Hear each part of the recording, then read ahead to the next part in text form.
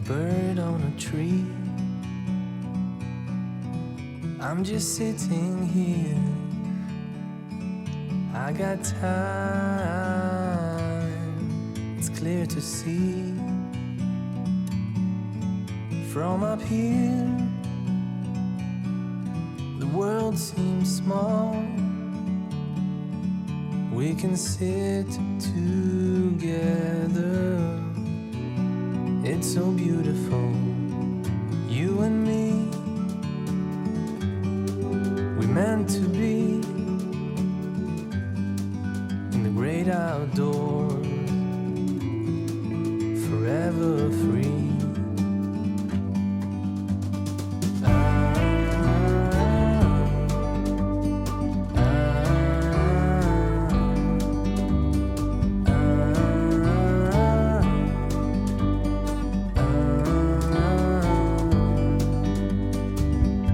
Sometimes you need to go and take a step back to see the truth around you. From a distance you can tell.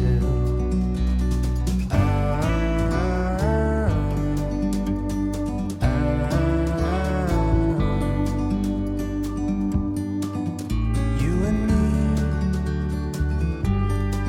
were meant to be in the great outdoors, forever free. You and me meant to be in the great outdoors, forever free.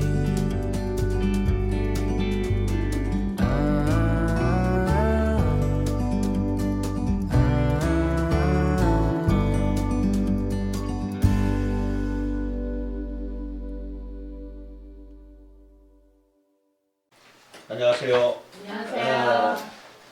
아주 눈이 엄청 쌓였습니다. 뭐 한 30cm는 쌓인 것 같은데 오면서 큰 길은 녹아서 질척질척. 그래서 그 바퀴에 이렇게 눈이 닿을 때 그 소리가 의외로 듣기가 좋았어요. 촉촉촉촉 소리가 듣기는 좋았어요. 근데 한편으로 약간 좀 긴장이 돼서 다리가 좀 이렇게 뻣뻣한 상태로 2시간 넘게 운전하고 이곳에 막 나왔습니다. 그러니까 눈을 우리가 눈이라고 그러잖아요. 그런데 그런 생각이 들었어요. 저게 내릴 때는 위에서 아래로 내리는데 바닥에 내리면 다 누워있구나. 그래서 눈이 아니니까 이런 생각을 했어요. 눈이 오면 일단 범죄율이 가장 낮아진다고 그래요. 도둑이 가장 도둑질을 않는 날이래요. 첫눈 오는 날이. 그 이유는 뭐 발자국이 남기 때문도 있고 또 뭐라 그러죠? 눈 오는 날까지 눈 맞아가면서 이 짓을 해야 돼. 뭐 이러한 자괴감도 있겠지만 가장 큰 이유는 눈이 오면 사람이 착해진답니다. 그래서 눈을 보면 순결 또 막 희다, 그렇죠? 온 세상이 하얗게 이렇게 다 하얀색으로만 덮이니까 그곳에 내 삶도 다시 시작하면 어떨까? 새로운 그림을 그리면 어떨까? 그래서 하늘이 우리에게 주는 깨끗한 스케치북 한 장이 아닌가. 그래서 그곳에다가 이제 무엇을 그리겠죠? 속에 있는 풀씨들은 초록의 꿈을 꿀 때고 또 대지는 또 대지대로 한 번 더 갈아불 거야. 그래서 내가 새로운 생명들을 한번 싹 틔워볼 거야. 이런 생각을 하겠죠. 그러니까 사람들도 눈을 보면 지금은 내가 지금 현재쯤 때가 묻고 있고 상처도 많고 흉터도 심하지만 저 하얀색 위에 새로운 삶을 좀 설계하면 어떨까 하는 생각들을 해보지 않을까. 그래서 눈이 오면 사람들이 착해지고 또 도둑들도 잠깐 태업 내지는 휴업을 하는 그런 날이 아닐까 그런 생각이 들었습니다. 오늘 시심, 시는 깊다 시간입니다. 본래대로 하면 11월 23일인가 우리가 했어야 되는데 여러 프로그램상 이유라든가 진행하는 일에 좀 겹치고 또 촬영 기사님이 감기에 걸리기도 하고 그래가지고 오늘 날짜를 이렇게 미뤄졌어요. 그래서 여러분들이 지금 가지고 있는 프린트물은 날짜가 11월로 돼 있을 거예요. 하지만 여기 화면에는 제가 고쳐가지고 왔습니다. 엄청 세상에 많은 분들이 이 시간을 기다렸을 텐데 늦게 만나 뵙게 돼서 좀 죄송합니다. 좀 웃으신 분이 있습니다. 올해는 인기가 없다가도 또 내후년 되면 또 조회수가 많아지고 그럴 수도 있습니다.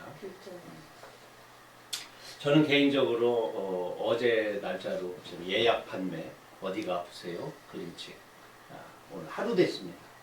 실물이 이제 세상에 나오려면 12월 27일 날이 되어서 나올 것 같아요. 한 3, 4일 후에 한 살을 먹는 그러한 책이 될 텐데 이렇게 새 밑에 해가 바뀌기 바로 전에 책을 내는 경우는 처음인 것 같아요. 그래도 아마 많은 사랑을 받지 않을까라는 기대를 하고 또 1월 달에는 의자라는 시의 그림책이 또 나와서 연이어서 올해 12월 내년 1월은 그림책의 두 달이 되지 않을까 이런 생각이 듭니다. 또 오늘 아침에 또 2024년 북스타트 코리아의 책 나무의 마음이 뽑혀서 출판사로부터 소식을 받았습니다. 초등학교 입학하는 친구들에게 귀한 선물이 되었으면 좋겠습니다. 제발 내년 예산이 북스타트 코리아 예산이 깎이지 않기를 하루 기도했습니다. 저 혼자만이 아니기 때문에 여럿의 기도가 합해지지 않을까 생각을 합니다. 작가들에게 그런 세종 도서라든가 문학 나눔이라든가 또 북스타트 코리아 이런 작품이 선정되는 것은 대단히 영광이고 또 출판사에게는 큰 숨통이 되기 때문에 저에게도 기쁘고 또 선물을 받는 신청을 하면 그것을 무료로 이렇게 받는 어린이들이 받는 거거든요. 그래서 선물을 받는 친구들에게도 귀한 기쁨이 되지 않을까 합니다. 저희 소소하고도 저한테 매우 중요한 그런 소식을 먼저 뉴스로 남겼습니다. 이상 이정록의 잔챙이 문학 뉴스였습니다. 첫 번째 시는 품고 산다는 것이라는 제목의 시는 아닙니다. 산문의 전체 제목이고요. 시는 시의 제목은 여기 제일 밑에 이렇게 나와 있죠. 구부러진다는 것. 구부러진다는 것. 옛날에 우리가 학교 다닐 때 뱀처럼 구부러져 있는 냇물을 사천이라고 우리가 공부한 기억납니까? 뱀사자 써가지고 내천자 사천. 모든 물길은 그렇게 낮은 곳 또 깊이 파여 있는 곳을 채우고 넘어가기 때문에 구불구불 이렇게 흘러가죠.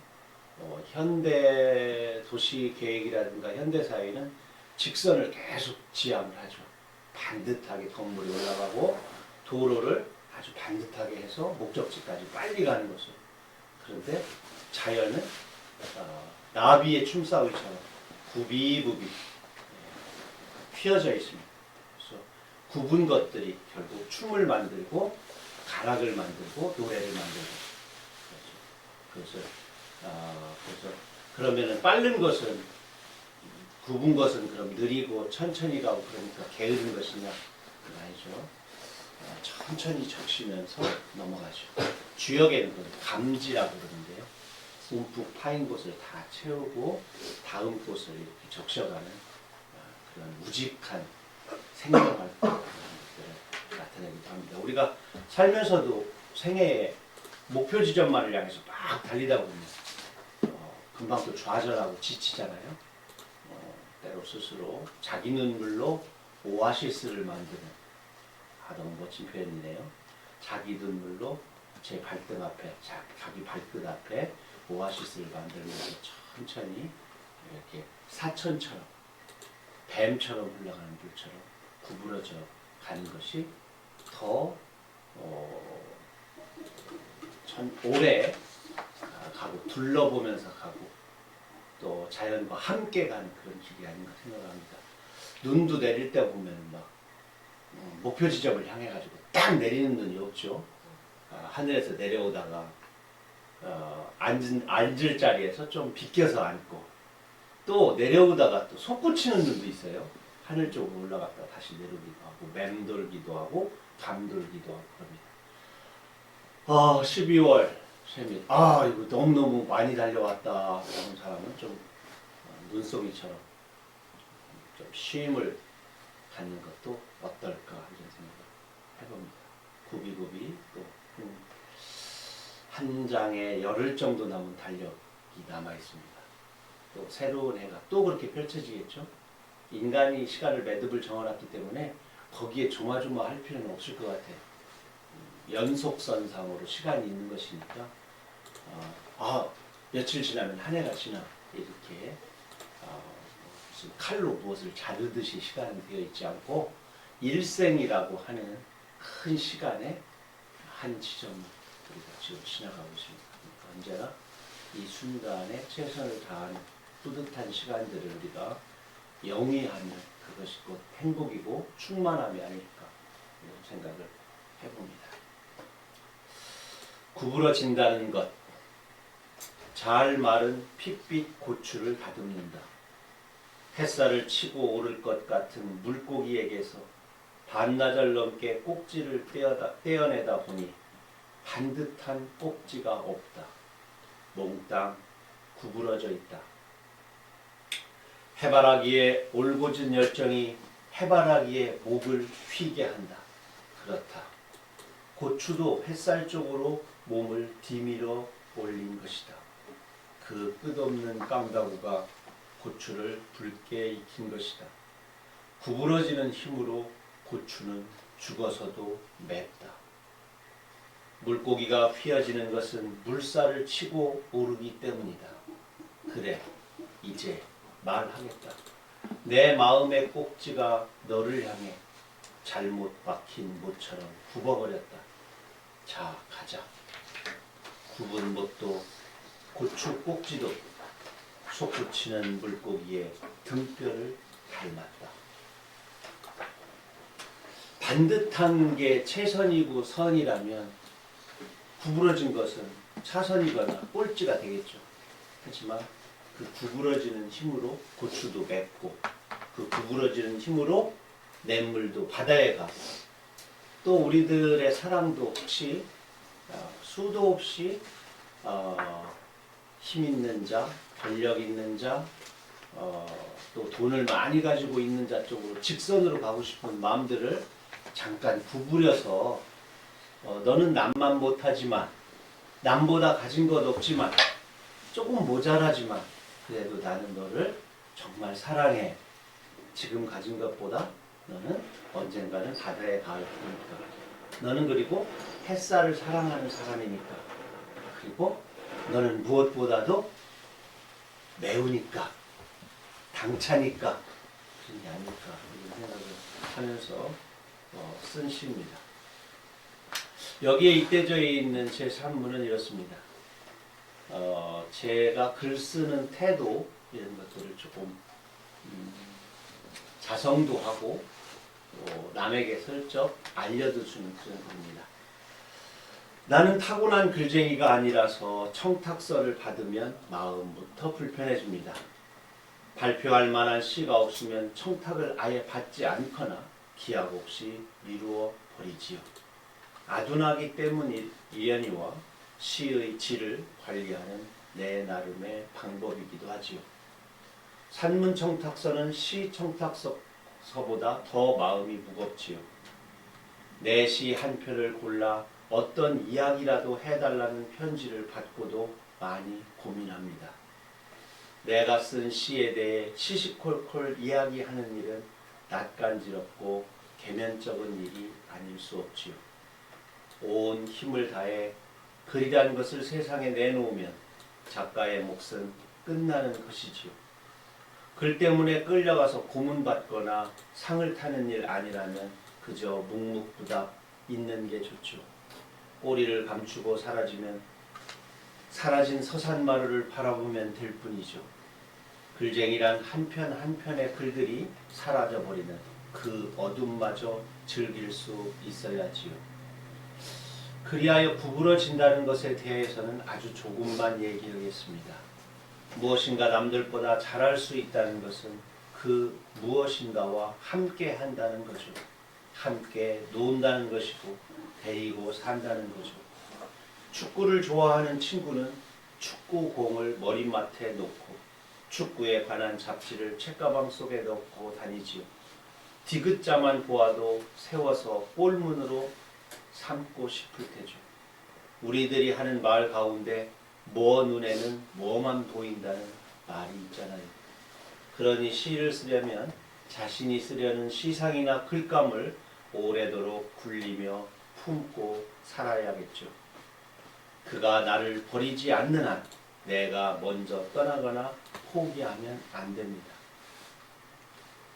시를 쓰는 일은 광활한 평원에서 눈초리를 빛내는 사자와 닮은 구석이 있어요. 요놈이다 싶으면 천천히 다가가서 목덜미를 확 물어버리는 거죠. 대상이 숨을 놓을 때까지. 그 대상이 내 어금니에서 서서히 자신을 놓을 때까지 짐짓 먼 산도 바라보며 기다려야 하죠.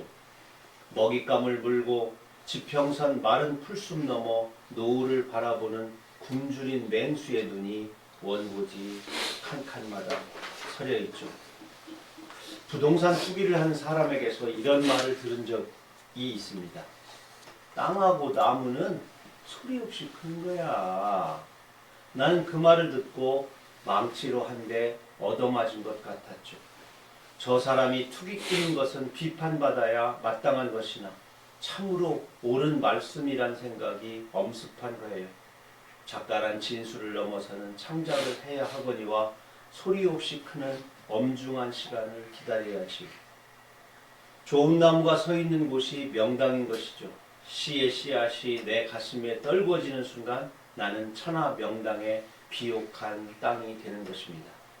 전력 투구가 없다면 어떤 나무가 천수를 누리는 아름드리 나무가 될 수 있겠어요. 좋은 나무는 스스로 꽃의 수를 조절하고 웃자란 가지를 내려놓잖아요. 품고 산다는 것은 나무 한 그루가 수천의 나뭇잎과 새소리와 둥우리와 몇 겹의 그늘을 껴안고 산다는 것입니다. 땅의 두께를 재보려는 뿌리의 싱싱함이 서려있죠. 데리고 산다는 것은 품고 산다는 것입니다.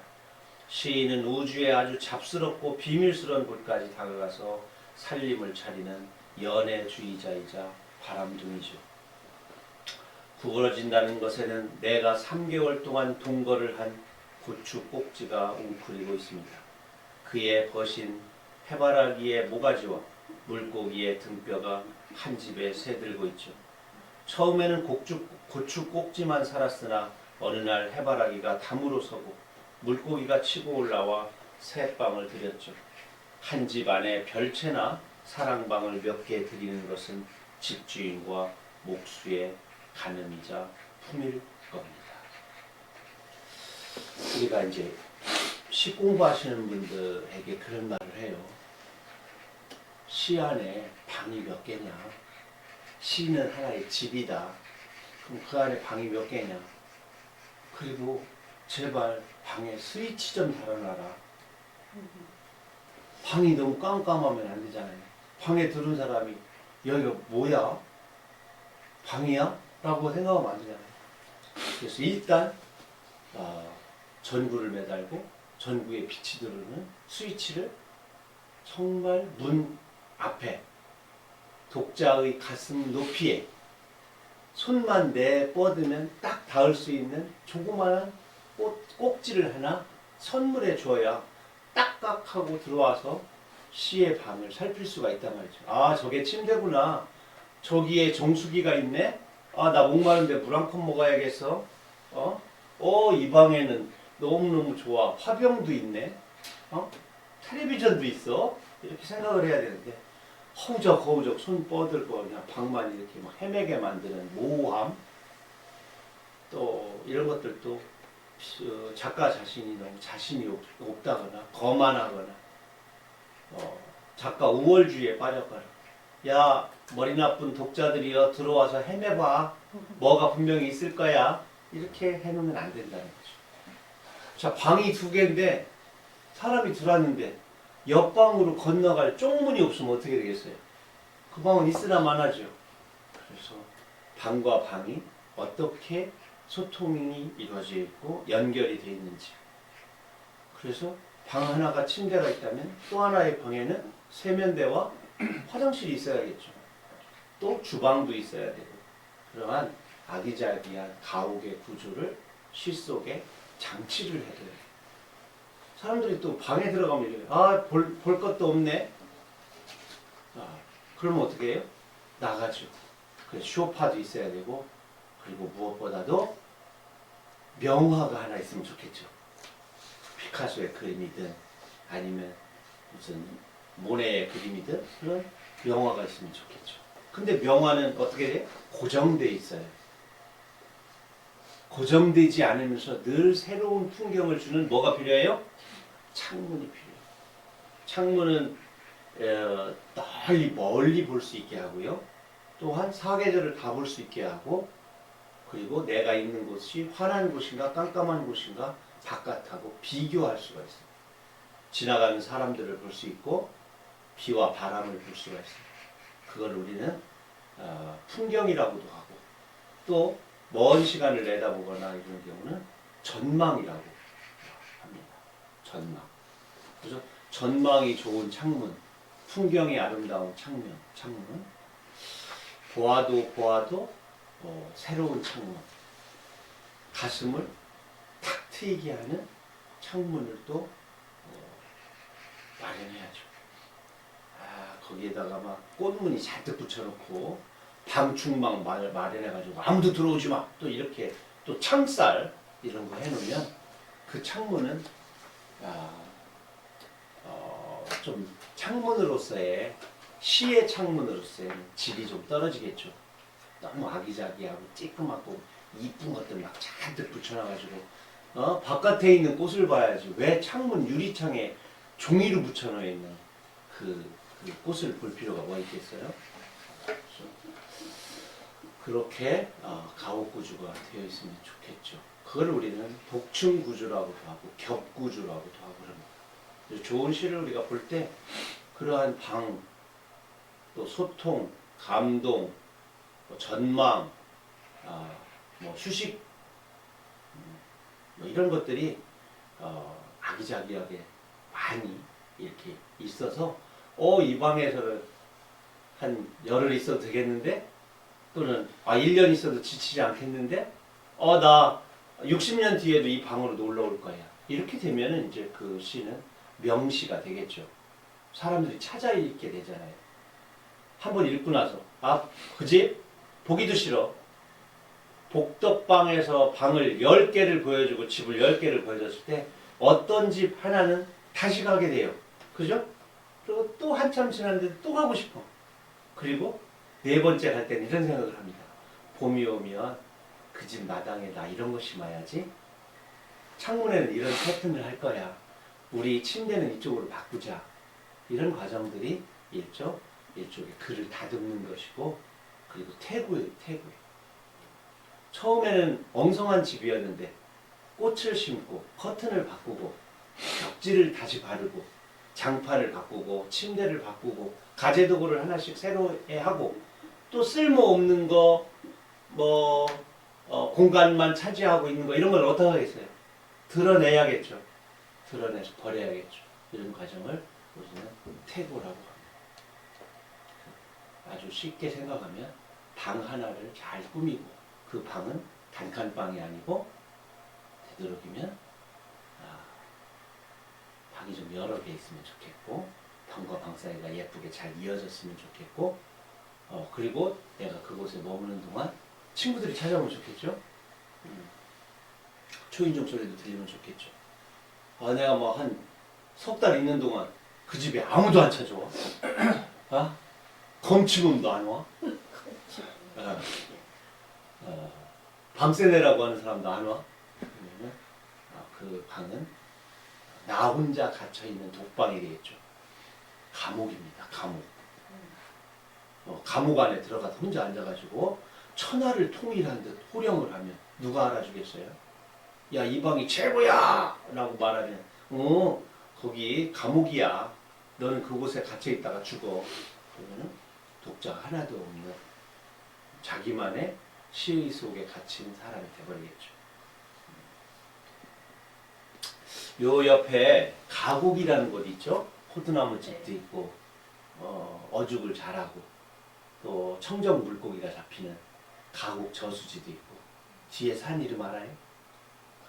삼준산. 삼준인가? 네. 삼준산이라고 해요. 봉우리 아주 뾰족뾰족한. 거기에서 조금 가면 이제 덕숭산이 있죠. 수덕사가 있는 덕숭산. 그 삼준산의 물을 받아서 가곡저수지가 있는데 거기 물이 깨끗해요.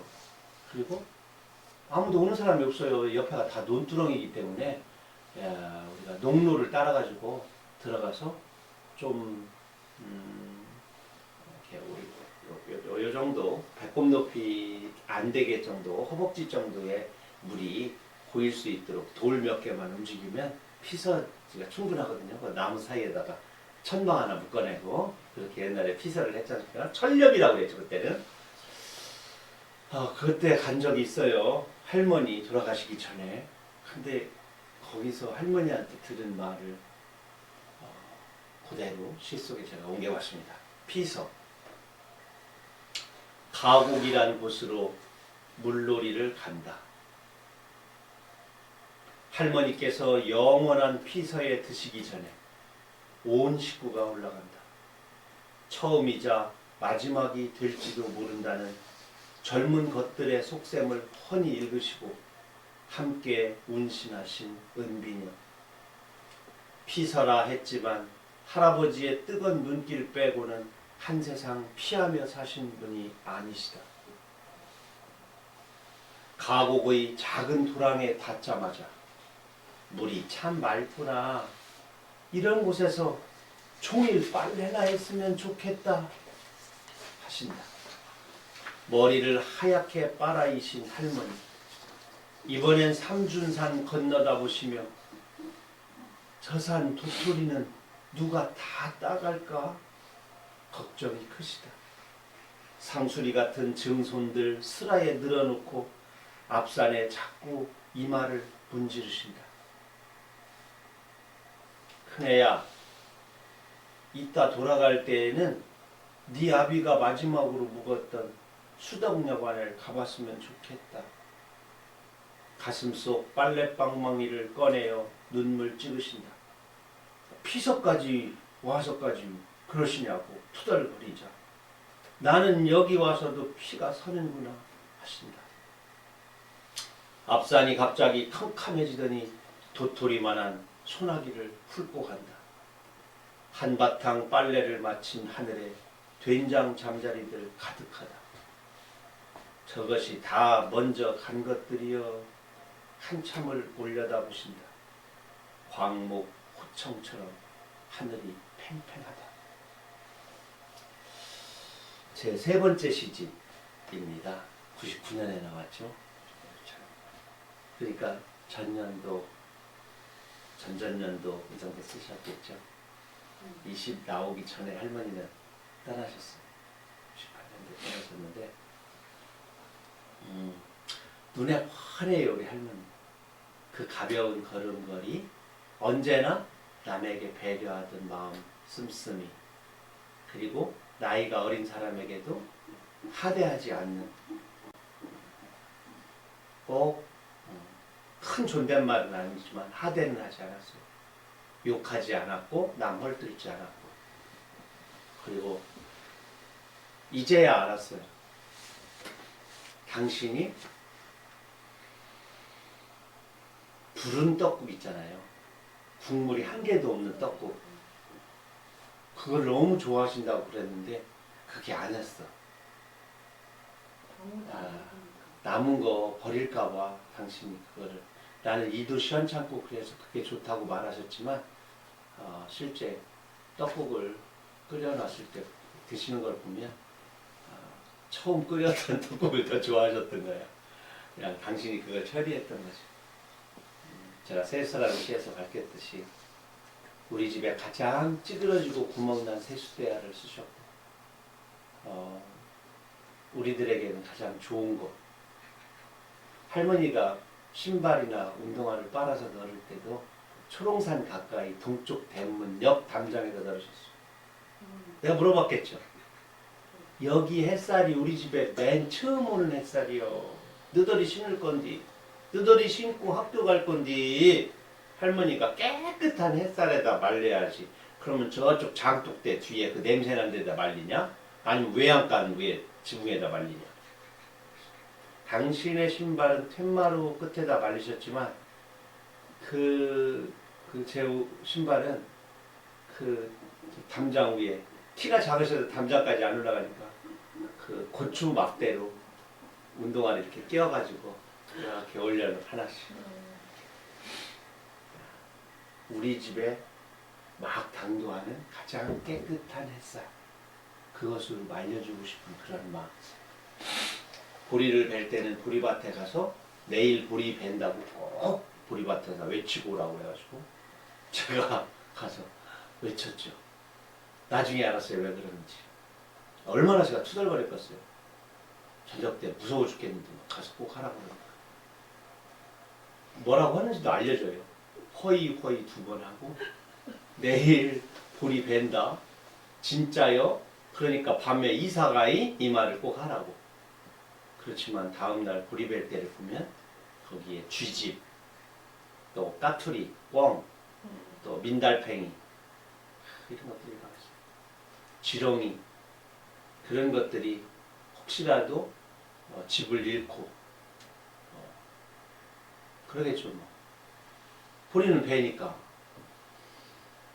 그 사이 그걸 알고 가겠어요? 다만 당신의 마음이 조금 덜 불편하려고 그러겠지. 근데 만약 이런 생각을 해보세요. 전 세계의 모든 사람이 다 그런 마음을 갖고 있다면 이 지구상에는 애국자도 없고 전쟁도 없겠죠. 이따 권정상 선생님의 애국자가 없는 세상이라고 하는 시를 함께 읽을 텐데요. 그런 생명존중 또 만물제동 사람이 저 꼭대기에 있는 것이 아니고 저 한낱 미물 작은 지렁이마저도 생명이 소중하다는 것 이런 걸 다 알면 어떻게 인간이 인간에게 총뿌리를 들이밀고 방아쇠를 당기고 무기를 연구하고 지구 반대편까지 쏘아가지고 초토화시키는 그런 것들을 하겠어요. 인간은 신이 인간을 망하게 하지 않습니다. 절대. 기후도 똑같고 병도 똑같고 인간이 인간을 몰살시키는 그런 순간이 올지도 모른다는 불안감. 당연히 정치하는 사람, 환경운동가, 시인 이런 분들이 더 열심히 생각을 해야겠죠. 다만 모든 사람이 다 그런 생각을 가지고 있다면 우리에게는 그곳이 바로 오아시스고 천국이고 그곳이 바로 엄마의 뱃속에 있을 때 양수 속에 있을 때의 그런 평화의 세상을 우리가 만드는 것 아닐까 그런 생각이 들어요. 그런데 우리 할머니는 그런 마음을 실제 가지고 계신 살아있는 부처님이자 예수님이셨다 이런 생각을 합니다. 어디서 배웠겠어요? 아무 곳에서 배우지 않았잖아요. 한글도 모르시고 한자도 모르시고 초등학교를 간 적도 없고 누구 돈 꿔주면은 곡식으로 받는데 그 두 가지의 가격을 비교하지 않고 그냥 마음으로 나누면서 사셨던 분이니까.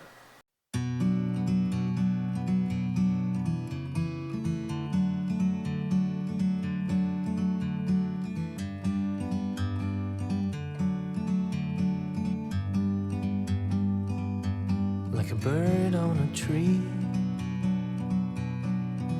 I'm just sitting here. I got time, it's clear to see. From up here, the world seems small. We can sit together. It's so beautiful, you and me. We meant to be in the great outdoors, forever free.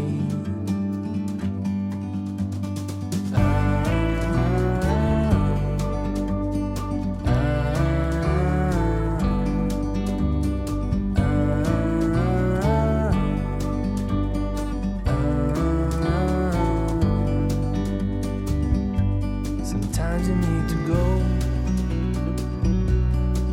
and take a step back to see the truth around you.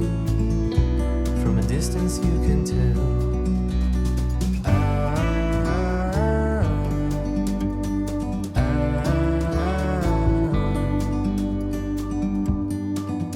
You and me, meant to be